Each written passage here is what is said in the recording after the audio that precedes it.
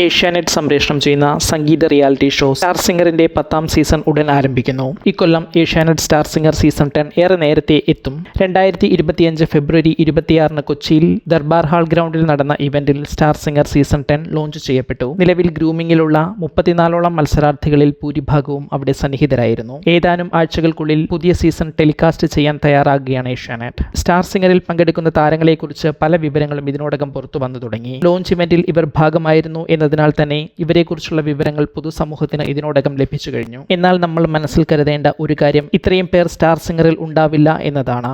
കാരണം നിലവിൽ 34 പേരടങ്ങുന്ന ഒരു ടീമിനെയാണ് ഗ്രൂമിംഗ് ചെയ്തുകൊണ്ടിരിക്കുന്നത്. ഈ ഘട്ടത്തിൽ വേണ്ട ഗ്രൂമിംഗ് നൽകിയതിനു ശേഷം ഇവരിൽ നിന്നും തിരഞ്ഞെടുക്കുന്ന 16 പേരെയായിരിക്കും ആദ്യ എപ്പിസോഡ് മുതൽ മത്സരാർത്ഥികളായി തിരഞ്ഞെടുക്കുക.